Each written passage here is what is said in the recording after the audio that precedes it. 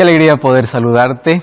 Bienvenido a un nuevo programa de Biblia Fácil. Nos alegra tanto saber de que estás al otro lado de esta pantalla, juntos para disfrutar de este nuevo episodio, un nuevo programa, un nuevo capítulo donde vamos a estudiar la palabra de Dios. El tema de hoy es tan importante. Ya en el capítulo anterior hablamos sobre uno de los textos mal entendidos en el Nuevo Testamento, descritos por el apóstol o escrito por el apóstol Pablo. Malditos aquellos que permanecen en la ley para poder obtener la salvación. Ya vimos qué significa ese texto. Aquel que quiere ser justificado por guardar la ley, pues va a encontrar solo condenación y no salvación, porque la justificación solamente se encuentra en Cristo. Recordando que por gracia somos salvos, pero el hecho de ser salvos por gracia también me lleva para que yo pueda cumplir o tener buenas obras. La causa de la salvación es la gracia, pero la evidencia de la salvación es la lealtad, es la obediencia, es caminar en armonía con la voluntad de Dios y con su ley. Teniendo claro ese asunto, surge otra pregunta. ¿Acaso la ley de Dios no solamente está escrita en el Antiguo Testamento? Pues hoy veremos que la ley de Dios, escrita por el dedo de Dios, que tenemos que hacer una diferencia entre las leyes que existían en el Antiguo Testamento y la ley de Dios, está exactamente igual en el Nuevo Testamento. Eso significa que esta ley continúa vigente para el cristiano, para el creyente y para aquel que tiene su fe en Jesús. Así que prepárate, toma tu Biblia, y no es algo que yo tenga que decirte, sino algo que la palabra de Dios tiene hoy para ti. Así que disposición y vamos juntos a sumergirnos en este tema. Dios te bendiga siempre y qué bueno que puedas separar este tiempo para el estudio de la Biblia. Una vez más, mi abrazo y mi cariño para ti, donde tú estés. Bienvenidos amigos a este nuevo capítulo, entonces vamos a nuestro estudio de hoy. Antes de poder ingresar a nuestro estudio, queremos ofrecer para nuestros amigos el curso bíblico En Busca de la Verdad. 15 capítulos extraordinarios que hablan sobre cómo encontrar respuestas a las principales inquietudes que tenemos a la luz de la Biblia. Puedes solicitar este material a nuestro WhatsApp más 5512-98-100-1460 o también puedes ingresar a nuestro sitio web estudielabiblia.com. Este material es totalmente gratis, solicítalo ahora mismo y vas a enriquecer en gran manera tu fe y tu relación con Dios. Vamos al estudio de hoy y antes de abrir la Biblia vamos a hacer la oración. Oramos. Querido Dios, estamos felices de poder separar este tiempo en nuestro día para poder estudiar tu palabra. Y tu palabra siempre se estudia bajo tu dirección. Por eso pedimos que tu Santo Espíritu pueda guiarnos a que en este estudio podamos comprender cuál es la verdad acerca de tu ley y por qué es importante para la vida del cristiano. Gracias porque es por tu gracia que encontramos la salvación. Mas tu gracia que salva es tu gracia que transforma y nos coloca en armonía con tu voluntad. Y tu voluntad es que seamos obedientes, que seamos fieles, que podamos ser leales, que podamos ser diferentes, que podamos ser transformados y preparados por una eternidad contigo. Y ayúdanos a comprender eso de manera clara en este estudio. En el nombre de Jesús. Amén. Una de las cosas importantes que tenemos que analizar es que la ley es el reflejo del carácter de Dios. ¿Cuál es el carácter de Dios? 1 Juan capítulo 4, versículo 8 dice así: el que no ama no conoce a Dios, porque Dios es amor. Dios no tiene amor, Él es. La esencia de Dios es amor. Entonces, Él es amor. Por eso es que todo lo que Él hace a favor de la humanidad tiene que tener como base su carácter.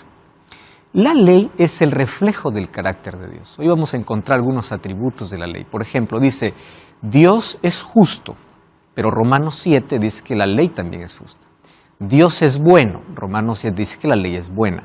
Dios es santo, la ley dice que es santa. La ley es buena, justa y santa. O sea, es un reflejo del carácter de Dios. Dios es amor. Por eso es que la ley tiene su base ¿en qué? En el amor. Amor a Dios y amor al prójimo. Esa es la base. 4 primeros mandamientos demuestran mi amor a Dios. 6 últimos mandamientos demuestran mi amor al prójimo. Y si se trata del amor, es imposible que en la cruz haya sido eliminado, porque la cruz es la demostración de amor. Y como ya mencionamos en el capítulo anterior, que la cruz, en lugar de anular la ley, confirmó la ley, porque Jesús estaba pagando la condenación de la ley. Para Dios hubiese sido fácil anular la ley, no hay transgresión, no hay muerte, no hay nada. Pero Dios dijo, no, la ley es inalterable, es inquebrantable. Así que en lugar de que el hombre pague la condena, yo pagaré, pero la ley no se cambia. Entonces, vamos al estudio de hoy porque obviamente que hay muchos que en contra de la ley buscan algunos textos descontextualizados para decir que no sirve más para el creyente de hoy. Ya en el programa anterior hablamos algunos aspectos sobre la ley. Hoy queremos abordar específicamente el tema de la ley de Dios. ¿Está en el Nuevo Testamento? Yo siempre vi la ley en el Antiguo y en el Nuevo Testamento, pero no la tenía sustentada. Porque muchas veces obviamente las personas ven a la ley de Dios como no solo el tiempo de Moisés, solo para el judío, ¿no? La ley era para el judío, punto final. Y el ser humano se cierra allí y no entiende o no investiga o no averigua o no lee. El problema de nuestra generación es que está tan entretenida que no tiene tiempo para leer la Biblia, ¿no? Apenas escucha retazos, apenas un culto una vez por semana y eso es todo su alimento espiritual. Por eso la importancia de poder profundizar, leer, estudiar, averiguar, investigar. ¿Por qué salvación? Si nosotros dedicamos tanto tiempo para poder tener una carrera profesional, estudiamos, nos trasnochamos, investigamos, algo que en la vida nos va a servir, ¿cuánto más para la salvación? Necesitamos ese tiempo también para poder investigar, sentarnos y pedir que Dios nos ilumine. Ahora, muchos piensan así, entonces la ley solamente estuvo en el Antiguo Testamento. En el Nuevo Testamento ya no existe más. Error. ¿Por qué? Vamos a ver que la ley de Dios está en el Nuevo Testamento. Existe un libro llamado Religiones, Sectas y Herejías de Cabral. Y ahí en ese libro resalta dos puntos importantes del libro, ¿no? El libro dice así: Jesús fue el último hombre que debía guardar la ley. Entonces, como Jesús guardó la ley, todos los que creen en Él ya no necesitan guardar la ley porque Él la guardó por todos. Interesante la lógica, ¿no?, que él emplea. Claro, no hay un sustento y un respaldo bíblico, pero suena bonito y atrayente. Él ya guardó, yo ya no necesito hacer nada. Número 2, en su muerte en la cruz, Jesús abolió la ley, o sea, anuló la ley. La ley llegó hasta la cruz. Después de la cruz, ya no existe más ley. Más o menos, tengo la idea así, que en el cielo se van a encontrar dos grupos de redimidos, ¿no? Un grupo que dice, yo estoy aquí salvo antes de la cruz. Y el otro que dice, yo estoy aquí salvo después de la cruz. Incoherente, ¿no? Unos se salvaron por la ley, otros por la gracia. ¿Ustedes creen que hay dos medios de salvación o dos tipos de salvación? No existe. Gracia existió desde el Edén. Cuando Dios llama a Adán y Eva, ellos merecían morir. Y un cordero muere en su lugar y ese cordero representaba el sacrificio de Cristo. ¿Qué cosa estaba mostrando Dios? Gracia. Y ellos a través de ese sacrificio tenían que mirar al Salvador. ¿Qué cosa es eso? Fe. Por eso es que el sistema de sacrificios del Antiguo Testamento demostraba la fe y la gracia. Y la ley estaba también, o sea, la ley no anula la fe y la gracia no anula la ley. Porque siempre estuvieron juntas. No existieron medios diferentes de salvación. No existieron, nunca existió. Porque la salvación siempre fue por fe y gracia. Nadie va a llegar al cielo y decir, yo estoy aquí por la ley. Otro decir, no, qué triste, tu vida estás por la ley, yo estoy por la gracia. No, todos llegamos por la gracia de Dios, todos. Nadie llega por otro camino. Ahora, ¿qué cosa es lo que sucede? Al hacer esta distinción, rompen casi toda la Biblia, toda la Escritura. Vamos a hacer un análisis brevísimo de cómo la ley de Dios se repite en el Nuevo Testamento. Ahora, interesante notar algo. En el Nuevo Testamento, obviamente, ya no hay tablas escritas. En el Nuevo Testamento ya no hay una vez más que se menciona en el orden, ¿no? Primero, segundo, tercero, cuarto, quinto, sexto, no hay. En el Nuevo Testamento se menciona la ley de Dios, exactamente como está en el Antiguo Testamento, en diferentes textos. Pero al mencionarlo en diferentes textos significa que la ley sigue vigente, porque se menciona la misma que está en el Antiguo Testamento. Vamos entonces al texto. Antiguo Testamento, primer mandamiento, Éxodo capítulo 20, versículo 3. No tendrás dioses ajenos delante de mí. Primer mandamiento. ¿Qué tipo de idolatría está hablando aquí? Esta es la idolatría mental, ¿no? Dioses ajenos no es solamente adorar una escultura, de eso va a hablar el segundo mandamiento. Miren, la idolatría es el pecado más condenado en la Biblia y más acariciado por el hombre. Más condenado y más acariciado. Resulta que incluso en la ley de Dios, la idolatría tiene dos dimensiones diferentes. Primero, la idolatría mental y luego la idolatría escultural. Entonces, el primer mandamiento dice, no pongas a nadie por encima de mí. ¿Y eso qué cosa significa? No solamente adorar otros dioses, porque no existe otro Dios encima del Dios Todopoderoso. Pero en la vida del ser humano, sí puede hacer el ser humano de su Dios, el dinero, el trabajo, el vicio, cualquier cosa, por encima de Dios. En su vida lo puede colocar. En su vida.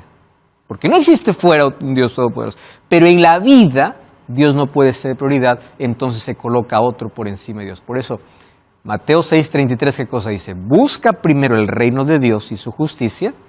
Ese primero, no hay condiciones. No hay, si es que te acostaste tarde, no puedes. Si es que estás mal, no puedes. No, busca primero y punto. Ahora, buscar primero es colocar a Dios por encima de todo, no tener otros dioses. Pero si quieren encontrar exactamente el primer mandamiento del Nuevo Testamento, busquemos en Mateo 4:10. Porque Mateo 6:33 ya me está diciendo que Dios tiene que estar por encima de todo. Es una alusión al primer mandamiento. Pero Mateo 4:10, en la tentación, Jesús, cuando se enfrentó a Satanás, le dijo así: al Señor tu Dios adorarás y a Él solo servirás. En otras, ¿qué cosa está traduciendo el primer mandamiento? No hay otro Dios a quien tú puedas servir o a quien tú puedas adorar. ¿Eso qué cosa es? No tendrás otros dioses fuera de mí. ¿Correcto? Primer mandamiento. Segundo mandamiento. Segundo mandamiento tiene que ver con la idolatría escultural. Y la idolatría escultural era muy común, porque el ser humano siempre hizo esculturas para adorar. Siempre. Alguna creación humana, otros adoraban lo que veían en la naturaleza, otros inventaban dioses, les colocaban rostros humanos, cuerpos de animales, en fin, tantos dioses, comenzando desde la cultura egipcia en adelante, todos, absolutamente todos. Babilonia tenía 1500 dioses, un panteón babilónico. Los griegos tenían millones de dioses, miles de dioses. Entonces, dioses esculturales siempre existió. Y la tendencia del pueblo de Israel siempre era hacer una escultura. ¿Recuerdan cuando Moisés se demoró ahí en el monte Sinaí? ¿Qué cosa es lo que hizo el pueblo? Un becerro de oro. Adorar un becerro. ¿De dónde lo aprendieron eso? De Egipto. Porque en Egipto los becerros, las vacas son sagradas. Los bueyes son sagrados. En los próximos capítulos, cuando veamos sobre las plagas, vamos a descubrir que Dios destruye todos los ídolos de Egipto. Porque el Nilo era Dios. Los bueyes eran Dios. O sea, destruye todos sus dioses para decirle, yo soy Dios Todopoderoso. Pero aún así Faraón no entendió. Ahora, la imagen escultural es tan peligrosa, tanto así que el segundo mandamiento dice, no te harás imagen ni ninguna semejanza de lo que esté arriba en el cielo, ni abajo en la tierra, ni debajo de las aguas. O sea, no te harás imágenes. Ese es el mandamiento. En el Nuevo Testamento, el apóstol Pablo va a decir lo siguiente en Hechos capítulo 17, versículo 29. Dice así, siendo pues linaje de Dios, no debemos pensar que la divinidad sea semejante a oro, plata o piedra, escultura de arte y ¿de qué más dice?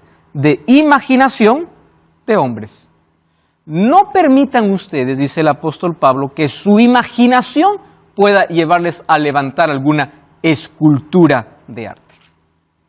Porque no te harás más esculturas. No te harás esculturas. Muy bien. Ahora, ¿qué cosa es lo que está diciendo aquí el texto?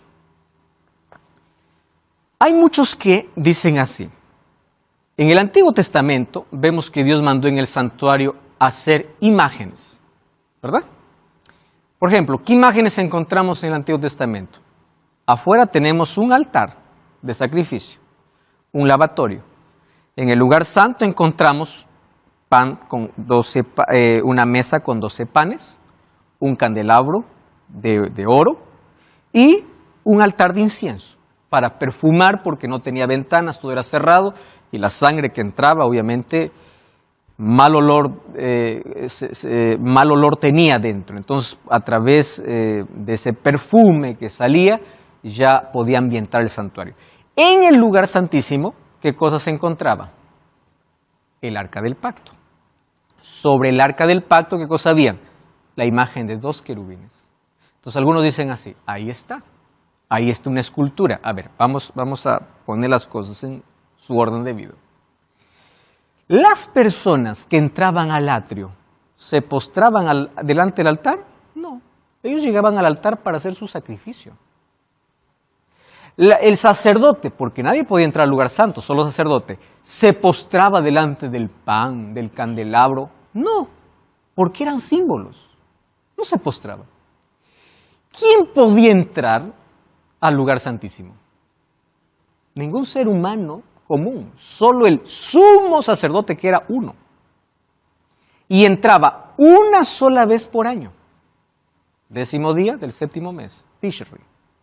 Traducido a nuestro calendario es el mes de octubre. Entraba al lugar santísimo una sola vez por año. ¿Por qué? Porque allí en el lugar santísimo se encontraría con la presencia de Dios. Es más, cuando el sumo sacerdote se arrodillaba, él ni veía a los querubines. ¿Por qué? Porque la gloria de Dios descendía, lo cual se llamaba la Shekinah, la gloria de Dios que cubría todo. Y él no estaba adorando querubines, él estaba en la presencia de Dios. Mas todas esas representaciones eran símbolos. A ver, yo voy a hacer aquí otro ejemplo, ¿no? Yo puedo usar aquí una imagen para ilustrar. Ilustrar no es rendir adoración. Aquí quiero mostrarles que esta luz, ¿no?, representa a Jesús, que dijo, yo soy la luz del mundo. Si apagamos, si todo está oscuro y se prende una sola luz, entonces esta luz ilumina, rompe con las tinieblas. Yo no estoy venerando la luz, yo estoy ilustrando. Entonces, ilustración es diferente a veneración. Hay personas que dicen, no, nosotros no adoramos, solo veneramos. No, es que esculturas no son hechas ni para venerar ni para adorar. Marcelo. Pastor, en este tema algo que me viene a la cabeza y es muy interesante es el hecho de el niño Jesús en Navidad. Ajá. Mucha costumbre de tenerlo al niño Jesús. Introducidas por el paganismo. Ajá, que es una escultura. Pero ¿qué connotación tiene el niño Jesús? Básicamente, no, digamos, no la escultura, sino el niño como tal. No adorarás imágenes de yeso, imágenes. Y el niño Jesús es la representación de Jesús, niño. Entonces ahí viene toda la discusión, ¿verdad? Algunos obviamente cada vez que hay Navidad lo que hacen es poner un pesebre y allí colocar la figura, la escultura del niño Jesús. Entonces hay dos cosas. Primera cosa, si yo veo un pesebre y yo estoy con un niño, yo le voy a mostrar cómo más o menos fue la ilustración. Pero yo no le voy a decir, arrodíllate, mira, ahí está el niño Jesús, porque eso es yeso. No es el niño Jesús y no es la representación de Dios. No, es la imagen. Como cuando vemos una película, es una imagen que ilustra, pero no podemos venerar ni adorar, en absoluto, ¿no? Y hay tantas costumbres, obviamente, que en el tiempo fueron infiltrándose.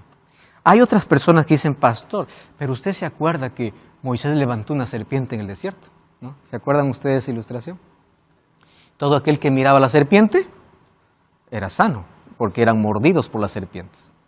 Ahí está que podemos hacer una escultura y mirar, vamos por pocos. Esa serpiente que fue colocada por Moisés en el desierto tenía un símbolo, así como el cordero representaba a Jesús, esa serpiente representaba a Jesús. Y uno se pregunta, ¿por qué Jesús representado como serpiente? Es como, ¿cómo se representa a Satanás? Como león rugiente, pero también Jesús como el león de la tribu de Judá. ¿Y por qué como serpiente? Es que hay una característica de la serpiente. Primero, la serpiente que levantó Moisés en un asta no era una serpiente real, era una serpiente de metal. Era una serpiente sin veneno, representando Jesús a semejanza del ser humano, pero sin pecado. ¿Cuántas serpientes habían para mirar? Una sola. Hay un solo camino y un solo redentor, que es Cristo. ¿Y por qué teníamos que mirar? Era un acto de fe. ¿Cómo se salva el ser humano? Recibiendo la gracia de Dios y mirando a Jesús, el acto de fe. Pero yo les voy a mostrar ahora bíblicamente que esa serpiente que un momento sirvió para ilustrar, lo usaron para venerar. ¿Y saben qué cosa se hizo cuando se usó para venerar? Lo destruyeron. Abran sus Biblias. Segunda de Reyes, capítulo 18, versículo 4. Segunda de Reyes, capítulo 18, versículo 4. Miren lo que dice aquí el texto bíblico. Él quitó los lugares altos, hablando obviamente de la reforma aquí que hizo Ezequías, y quebró las imágenes, y cortó los símbolos de acera. ¿Y qué más dice? E hizo pedazos la serpiente de bronce que había hecho Moisés, porque hasta ese entonces le quemaban incienso los hijos de Israel y lo llamó Nehustán. ¿Qué significa Nehustán? Pedazo de bronce, no tiene poder. ¿Por qué ustedes están venerando esto? Si esto nunca fue hecho para venerar, esto fue hecho para ilustrar. Cuando la escultura dejó de ser ilustración para ser adorado o venerado, en la reforma que hizo Ezequías, ¿qué cosa tuvo que hacer? Despedazarlo. No importa si representa a Jesús, porque el foco ya no es Cristo, el foco era un pedazo de metal. Entonces era necesario, ¿qué cosa? Destrozarlo. Diego y después Marcelo. Entonces, pastor, podemos concluir que no está mal tener alguna imagen, algún cuadro, siempre y cuando no sea venerado, solamente como ilustración. En los cultos para niños se usan mucho las imágenes ilustrativas, ¿no? Jesús abrazando a los niños, Jesús sanando, Jesús. Es una imagen ilustrativa. Una imagen ilustrativa no tiene ningún poder sobre mí. Es didáctica, es la manera como enseño a los niños, la manera como podemos imaginar, entender, pero nunca con finalidad de rendir veneración o adoración. Por eso que esculturas no son necesarias, porque la escultura ya tiene otro propósito, ya no solo es ilustrar. Una imagen hecha en papel, en cartulina, en 3D, en alguna cosa, puede ilustrar, pero una escultura ya tiene otra connotación que va a llevar justamente a la veneración. Marcelo y después Fernando. Entonces, la cruz tiene la misma connotación. Igual. Exactamente igual. Exactamente. Aun cuando la cruz, siendo el símbolo de maldición, Cristo lo transformó en bendición, no es la cruz que tiene poder. Fue Cristo quien convirtió en símbolo, pero yo no adoro el símbolo, yo adoro a Jesús. ¿Correcto? Entonces, no es llevar un crucifijo en el pecho, no es adorar una cruz, es llevar a Cristo en el corazón. Ese es el símbolo de victoria, es Cristo que da la victoria. Un tema bastante dinámico y bastante polémico, ¿no? A nivel general, o sea.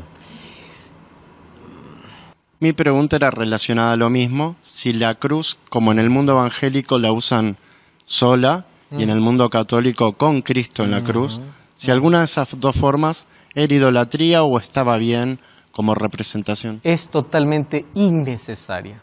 Porque una cruz no necesito siquiera ni ilustrar. Dentro mío decía, no está mal llevar una cruz, como decir, esto es importante para mí. pero él dio en la tecla diciendo de que muchos lo usan como amuleto, lo cual es verdad. Uno se aferra a la cruz y ya está dándole un valor que no debería, y me aclaró el panorama. Entonces cargarla, portarla, llevarla, ya me lleva a una fe supersticiosa, porque muchos lo cargan como amuleto, muchos quieren mostrar de que la manera que tiene a Cristo, cuando a Cristo no se muestra por un crucifijo, a Cristo se muestra con la vida. Es la vida que muestra que Jesús está allí. Actualmente no tengo, pero sí tuve una época que llevaba una cruz de madera, que para mí era un símbolo de representarlo, pero como él también dijo, uno lo representa mejor con su actitud, no con objetos. ¿Correcto? Entonces, esculturas condenadas totalmente en la Biblia, ¿no? Vamos al tercer mandamiento, Antiguo Testamento. No tomarás el nombre de Jehová tu Dios en vano, porque no dará por inocente Jehová el que tomare su nombre en vano. Éxodo 27, dice el tercer mandamiento. ¿Qué dice en el Nuevo Testamento? 1 Timoteo 6:1. El apóstol Pablo escribe a Timoteo y dice así: todos los que están bajo el yugo de esclavitud tengan a sus amos por dignos de todo honor. Y miren cómo se repite el mandamiento, el tercer mandamiento. Para que no sea blasfemado el nombre de Dios y la doctrina. O sea, no sea que por culpa del creyente el nombre de Dios sea tomado en vano o sea blasfemado. ¿Ustedes recuerdan de la manera como Jesús enseñó a sus discípulos a orar? Mateo capítulo 6. ¿Cuál es el primer pedido que Jesús nos enseñó a hacer? El primer pedido que Jesús nos enseñó no es danos el pan. El primer pedido es santificado sea tu nombre. ¿Cómo se santifica el nombre de Dios? Si su nombre es santo. No tome su nombre en vano y no lleve su nombre en vano. Porque a través de mi vida, desde el momento que soy cristiano, estoy representando a ¿quién? A Dios. Y así como no debo tomar el nombre de Dios en vano, tampoco debo llevar el nombre de Dios en vano. Responsabilidad. Entonces, la gracia de Dios, la cruz, no anula la ley de Dios. Te da una responsabilidad mayor de poder honrar a Dios. Por eso es que la base de la ley es el amor. Y si amas a Dios, lo vas a honrar con tus palabras, con tus actos, venerando solamente a Él, no venerando imágenes, no poniendo otro Dios en tu vida por encima de Dios. Hasta aquí hemos visto apenas parte de la primera tabla. Vamos a una brevísima pausa, no cambies el canal y ya regresamos aquí en Biblia Fácil. Hay un reposo para el pueblo de Dios y aquel que entre en ese reposo ha reposado como Dios reposó en las suyas. ¿Qué día Dios reposó? Séptimo día. Y si quiero llegar al séptimo día, veamos cuál es el primer día. Y ahí los evangelios van a decir que el primer día es el domingo. Día de resurrección. Ah, pastor, no, es que ahora bonito se escucha. Estoy hablando sobre la ley de Dios en el Nuevo Testamento. Hasta aquí ya vimos los 3 primeros mandamientos en el Nuevo Testamento intactos. Quiere decir que la ley continúa, está vigente. Voy a dejar el 4º mandamiento para el final, porque el problema de la ley justamente es el 4º mandamiento. No el problema que la ley presente, el problema que el ser humano hace que la ley, en su intento de que la ley sea abolida, quiere abolirlo justamente porque no quiere observar el 4º mandamiento. Vamos al 5º mandamiento, vamos a la segunda tabla, que es amor al prójimo. En el Antiguo Testamento, Éxodo 20:12, honra a tu padre y a tu madre, para que tus días se alarguen en la tierra que Jehová tu Dios te da. Eso dice el mandamiento, 5º mandamiento.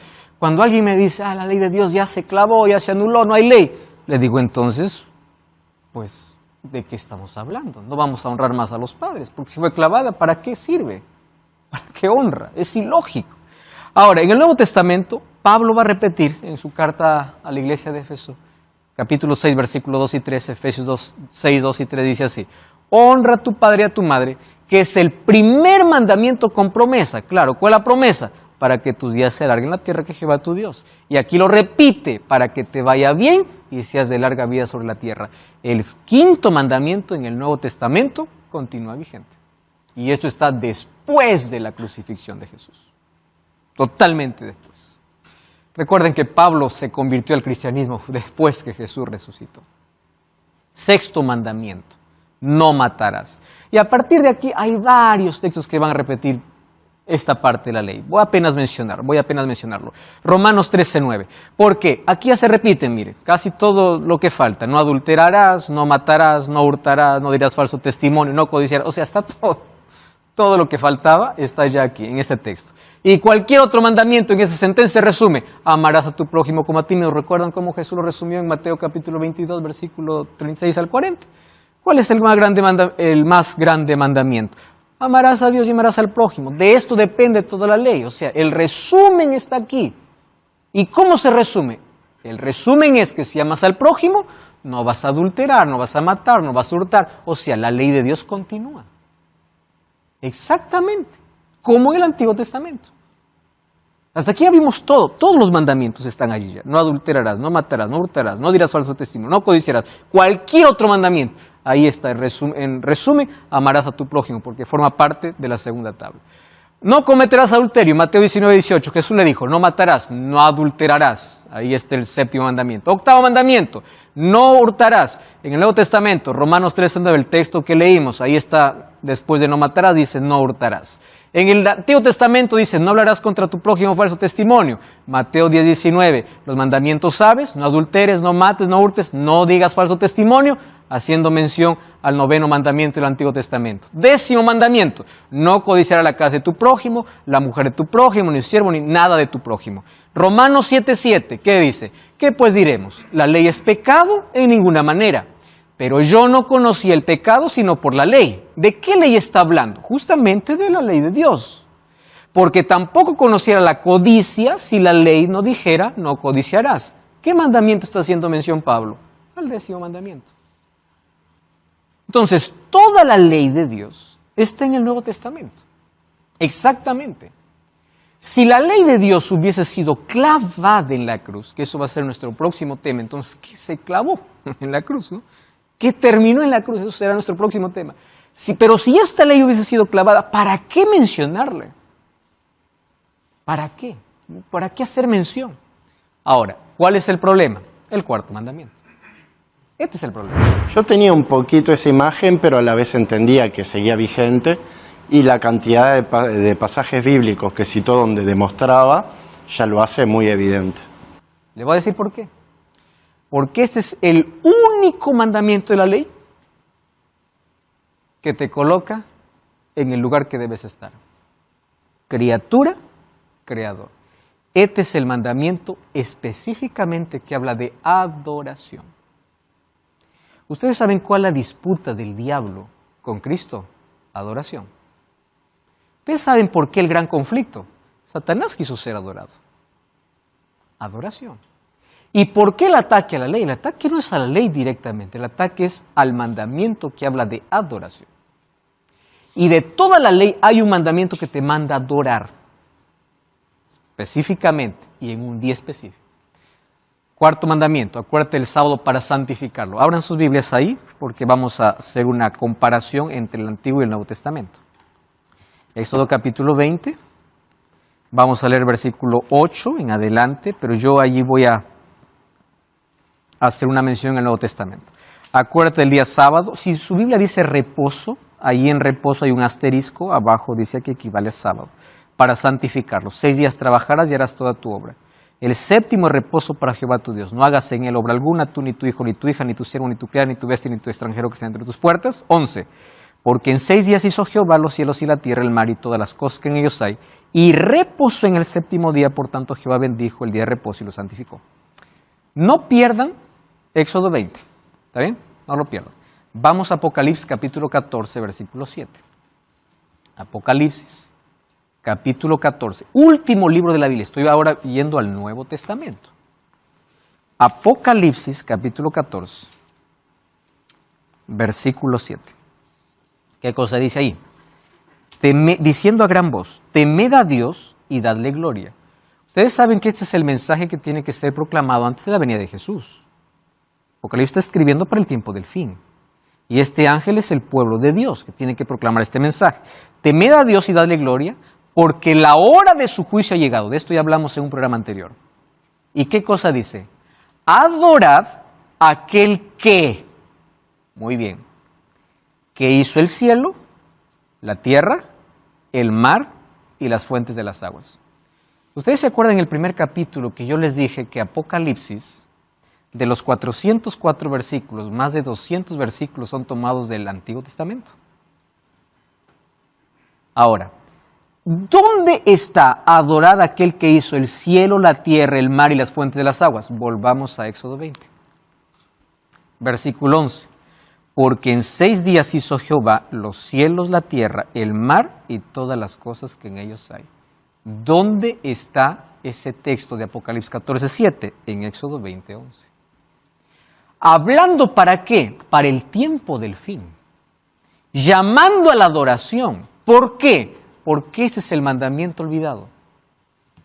Dios dice, acuérdate. Satanás siempre está en contra y dice, olvídate. Y en las próximas lecciones vamos a descubrir que Él va a colocar un sistema de adoración paralelo. Porque Él no quiere que el ser humano reconozca a Dios como su creador. Vamos a Génesis capítulo 2. No habían judíos en Génesis. Génesis había Adán, que representa la humanidad. Génesis 2, 1 al 3. Dice así. Fueron pues acabados los cielos y la tierra, y todo el ejército de ellos. Acabó en el 7º día la obra que hizo, y presten atención a las características. Reposó de toda la obra que hizo, bendijo al día 7º, y lo santificó porque él reposó de toda la obra que había hecho en la creación. Primera pregunta. ¿Dios estaba cansado? ¿Qué piensan ustedes? ¿Estaba cansado de tanto crear? Isaías, ¿qué cosa dice? Dios nunca se cansa, Dios no se fatiga. ¿Por qué descansa? Porque Él va a dar un ejemplo para que el hombre que acaba de ser creado pueda hacer lo que Él hizo. Ustedes saben que esto incluso hoy, los psicólogos mencionan que existe un tipo de aprendizaje por imitación de los niños. Los bebés cuando van creciendo, van tornando niños, imitan todo lo que el padre ve. Adán era un bebé porque era recién creado. Él tenía que imitar las acciones ¿de quién? Del padre. ¿Y qué cosa hace? Descansa. ¿Adán estaba cansado? ¿Qué va a estar cansado si él fue creado el 6º día? Él no estaba cansado. El sábado no fue hecho solamente porque era un día para dormir, descansar, porque no está cansado. El sábado tiene otro propósito. Acuérdate que yo soy el creador.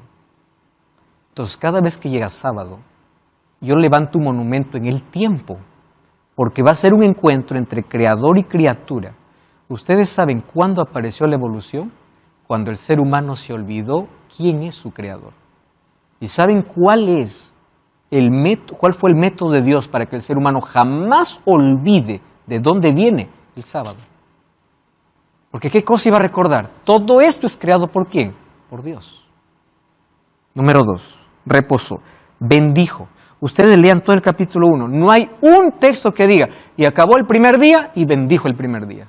Acabó el segundo día, bendijo el segundo. No hay. Y quien lo bendice no es una iglesia, no es un pastor, no es un líder, es Dios. Y número 3, santificar. ¿Qué significa santificar? Separar. O sea, es Dios quien separa de toda la semana un día para el encuentro con la criatura. Entonces, el gran conflicto en el tiempo del fin tiene que ver con la lealtad a Dios en guardar sus mandamientos. Por eso la característica del remanente en el tiempo del fin es, aquí está la paciencia de los santos, los que guardan los mandamientos de Dios. ¿Por qué énfasis en los mandamientos de Dios? Ellos son salvos por gracia. Pero es el símbolo de lealtad, de adoración. Porque el conflicto de todos los siglos siempre ha sido ¿a quién adorar? Y de toda la ley, este es el mandamiento que me manda ¿qué? Adorar, adorar. Aquí no existían judíos. Y ustedes, para que puedan darse cuenta de algo interesante, el sábado va a aparecer como un monumento creado por Dios en la creación, en la redención y en la restauración. En la creación, ya leímos Génesis 2. En la redención, Jesús murió 3 de la tarde, la hora del sacrificio de la tarde.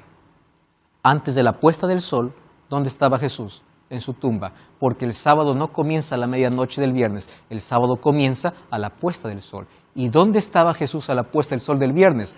En su tumba. Todo el sábado, ¿dónde pasó Jesús? En su tumba. Y el domingo Él resucita. Entonces hagamos un monumento para la resurrección, porque Jesús resucitó. Pero un momento, ya hay un monumento para la resurrección. Romanos capítulo 6, versículos 2 y 3 dice que a través del bautismo celebramos la resurrección, porque en el bautismo somos muertos y morimos con Cristo y resucitamos para una nueva vida. O sea, no necesitamos levantar otro monumento, porque ya está, es el bautismo. El sábado no cambió, pero el ataque justamente es contra el sábado. ¿Y por qué en la restauración? Cuando vamos a Isaías 66, 22 y 23 dice, porque de mes en mes y de sábado en sábado vendrán todos a adorar delante de mí, dice Jehová. Porque claro, el pueblo de Dios estará en el cielo solo 1000 años. De ahí vendrá la tierra será purificada, será restaurada y este será el eterno hogar. Pero ya restaurado y sin pecado. Y de mes en mes. ¿Y por qué de mes en mes? Recuerden que el árbol de vida produce un fruto por mes. Y los hijos de Dios tendrán acceso al árbol de la vida. Y de mes en mes. Y de sábado en sábado vendrán todos. ¿Por qué? De mes en mes para participar del fruto del árbol de la vida y de sábado en sábado porque es el día de adoración, desde la creación hasta la eternidad. Y ahí está el punto de donde hay debate y debate y debate, porque justamente se trata del único mandamiento que vamos a ver en el próximo capítulo, que es señal, que está en oposición a la marca de la bestia. Ya veremos eso cuando lleguemos en su momento a ese capítulo. Hebreos 4, 9 y 10 dice, por tanto queda un reposo para el pueblo de Dios, porque el que entrado en su reposo ha reposado de sus obras como Dios de las suyas. Está clarísimo el texto. Hay un reposo para el pueblo de Dios, y aquel que entre en ese reposo ha reposado como Dios reposó de las suyas. ¿Qué día Dios reposó? Séptimo día. Y si quiero llegar al séptimo día, veamos cuál es el primer día. Y ahí los evangelios van a decir que el primer día es el domingo, día de resurrección. Ah, pastor, no, es que ahora bonito se escucha, Jesús es mi descanso. ¿No? ¿Escucharon ustedes ese argumento? Solo que hay un problema. Cuando el sábado fue levantado, no había necesidad de redención porque no había pecado. Entonces el sábado no cumple el propósito de apuntar a Cristo. ¿Por qué? Porque no había necesidad de Salvador, porque no había entrado el pecado. El sábado es creado antes de la entrada del pecado. Entonces no apunta a Cristo. Número uno, porque no es ceremonial. Las ceremonias apuntaban a Cristo, el sábado no es ceremonial. Número dos, cuando fue creado el sábado no había necesidad de Salvador porque no había entrado el pecado. Cuando alguien dice así, yo defiendo la familia, el diseño original de Dios es hombre, mujer, es la familia. Yo digo, gloria a Dios. ¿Y dónde sustentas? En Génesis 2. Porque ahí está, ¿qué cosa? El diseño de Dios para la familia. Pero en el mismo capítulo donde defienden la familia, muchos atacan el sábado. El mismo capítulo donde Dios levantó el sábado. Incoherente, ¿no les parece? Todos con el domingo, pocos contra el sábado, ¿no? O sea, o al revés. Agarran un texto, el mismo texto para defender una cosa y el mismo texto para atacar otra. Satanás es tan astuto, ha intentado siempre abolir esto a través de todo el tiempo. El sábado en el Nuevo Testamento, la costumbre de Jesús era ir el sábado. Lucas 4:16 dice que Jesús iba a la sinagoga como era su costumbre, no era ocasional. Lucas 23:51 dice que los discípulos y las mujeres que fueron allí a ver la crucifixión descansaron el sábado. Lucas 23:51-53. Marcos 15:42 dice que el viernes es un día de preparación para el sábado. Marcos 16:1 y 2 dice que esperaron para pasar el sábado para hacer compras, para ir a ungir el cuerpo de Jesús. Hechos 17:2, Pablo tenía la costumbre de guardar el sábado. O sea, la iglesia apostólica, después de la resurrección de Jesús, continuó guardando el sábado. ¿Ustedes saben cuándo aparece el domingo como día de oración? Siglo II. Después que pasaron 100 años, Jesús murió en el año 31. 70 años pasaron más.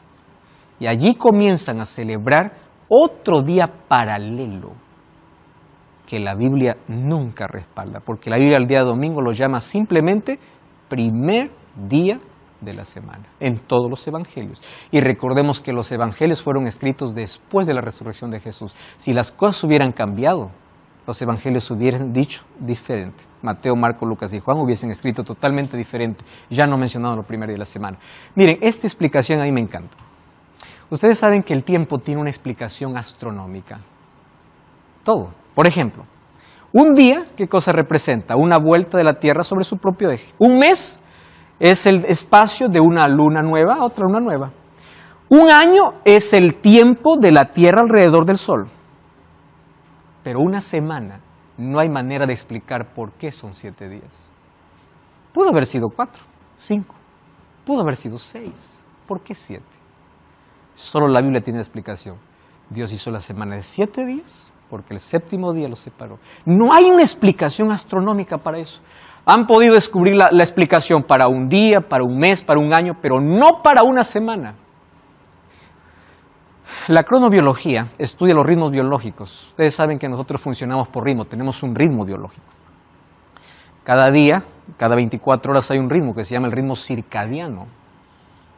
Pero ustedes sabían que hay otro ritmo llamado el ritmo circaseptano, donde cada 7 días, un ciclo de 7 días, se encuentran las fluctuaciones de la presión arterial, contenido de ácido en la sangre, células rojas en la sangre, ritmo cardíaco, temperatura oral, temperatura de la mama femenina, química, el volumen de la orina.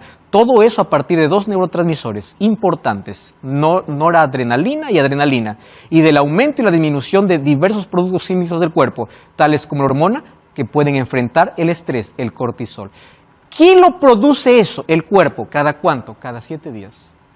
O sea, por más que neguemos, incluso en nuestro cuerpo está escrito a través de un ritmo llamado circaseptano que Dios es el creador y que cada 7 días yo necesito descansar y un encuentro con Dios. Ustedes saben que Francia intentó hacer un calendario de 10 días y fracasó. Fracasó. Nadie puede alterar y la explicación está aquí. Incluso en nuestro cuerpo Dios colocó su huella para poder descansar. El descanso semanal está escrito como una necesidad biológica. ¿Qué significa el sábado? Lealtad, amor, obediencia. ¿Recuerdan ustedes allí? Adán y Eva, ¿qué cosa le dijo? De todo árbol podrás comer menos uno. Dios te dice, toda la semana puedes hacer tus actividades. Esto es mío. No toques, es mío. Es muestra de amor y obediencia. Pero ¿qué sucede? El ser humano siempre quiere dar lo que él quiere. Pastor, ¿qué importa el día? Finalmente yo doy lo mejor a Dios, Él entiende. Te recuerdo Caín y Abel. Dios quiso una ofrenda. Caín dio lo que él creía que era mejor. Abel dio lo que Dios pidió. ¿A quién Dios aceptó? No es que Dios hace discriminación, pero en cuestión de salvación es la obediencia. No es como yo quiero, no es lo que a mí me gusta, es lo que Dios pide. ¿Por qué Dios aceptó la ofrenda de Caín o de Abel? Porque no importa lo mejor que yo intente dar a Jesús, si es que Dios no me pidió, no es aceptado. Lealtad, obediencia. Y el mandamiento es el único que dice, acuérdate. El único. Pero hay una profecía en Daniel 7:25 que dice que habrá un poder que perseguirá a los santos y cambiará los tiempos y la ley. Daniel 7:25. Y ese poder actuó en la historia. Ustedes van a ver que hoy los mandamientos fueron alterados. El segundo mandamiento no existe más. Busquen el catecismo. No hay, no te harás imágenes. Fue eliminado. El cuarto mandamiento cambió. Ya no dice acuérdate del sábado, dice santificar las fiestas. Se colocó el tercero incluso. El 10º mandamiento se dividió en 2. ¿Por qué? Satanás siempre atacó la ley de Dios, porque la ley de Dios es el reflejo del carácter de Dios. Y ustedes saben que eso fue un proceso. Miren, Sócrates, Historia Eclesiástica, página 22, dice, los seguidores de Cristo continuaron observando el séptimo día durante varios siglos. Sin embargo, junto con el sábado, hubo una observancia gradual de lo que se conoció como la fiesta de la resurrección que celebraba el primer día. Esta celebración data a mediados del siglo II, o sea, la Biblia no respalda, Jesús no guardó ni los discípulos. La otra adoración aparece tiempo después, y después vamos a ver a Constantino el Grande dando el primer edicto para adorar en el día domingo como venerable día del sol, el 7 de marzo del año 321, porque era el día que los mitraístas adoraban, y recordemos que Constantino era mitraísta y él adoraba al sol. Sin embargo, en el siglo IV, en el concilio de la Odisea, se decretó la observancia del domingo como día santo, no porque la Biblia dice, sino por un decreto de un concilio. El catecismo pregunta así, esta edición, ¿cuál es el séptimo día? El sábado. ¿Por qué observamos el domingo en lugar del sábado? Porque la Iglesia Católica transfirió la solemnidad del sábado para el domingo. ¿Cuál es el problema? Carácter de Dios. Adoración. Y es interesante cuando con sinceridad y honestidad comienzan a decir las cosas. En los próximos programas seguiremos profundizando este tema. Mas yo quiero que entiendas algo. El enemigo de Dios siempre intentó desfigurar el carácter de Dios. Y la ley de Dios es el reflejo de su carácter. Finalmente, cada uno es libre de poder adorar, pero no es libre de poder decir de esta manera voy a agradar a Dios. Tú decides seguir la palabra de Dios o seguir tradiciones. Tú decides guardar la ley de Dios o desecharla. Mas la palabra de Dios ha llegado a tu vida y he orado para que sea como semilla que pueda crecer en tu corazón. Y si tú le permites que el Espíritu Santo pueda hacer germinar esa semilla, Dios puede hacer el milagro en tu vida de poder tomar la decisión de dar ese paso de fe para ser fiel a Dios. Comienza una vez más a repasar tus creencias y pide que Dios te dé la valentía necesaria para poder aferrarte a hacer su voluntad, a hacer lo que a Dios le agrada, no lo que a ti te agrada. Ahí donde tú estás, cierra tus ojos, vamos a orar. Querido Dios, gracias por la oportunidad que nos das de poder entender tu palabra. Hoy comprendimos la necesidad de poder guardar tu ley porque es el reflejo de tu carácter. Pedimos de todo corazón que la coloques en nuestro corazón para que al ser salvos por tu gracia podamos vivir en armonía haciendo tu voluntad. En el nombre de Jesús te pedimos. Amén. Como siempre te invito a buscar una iglesia adventista el séptimo día.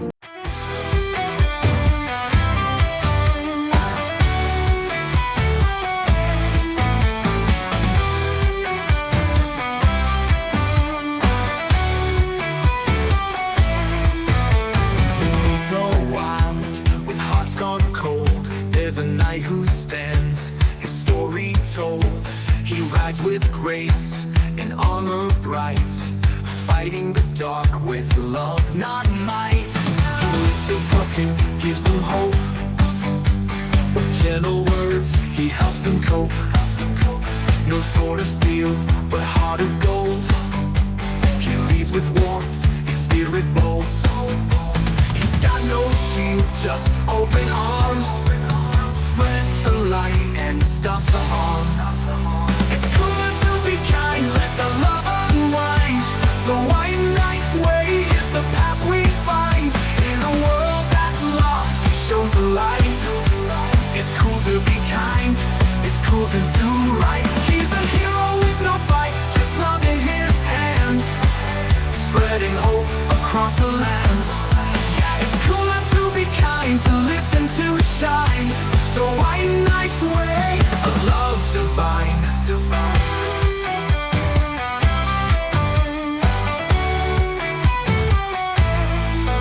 Where the shadows loom and voices fade, he finds the lost, gives them a place. No battles. Para juntos continuar entendiendo el plan de Dios para la vida. Dios te bendiga. Nos encontramos en el próximo capítulo de Biblia Fácil.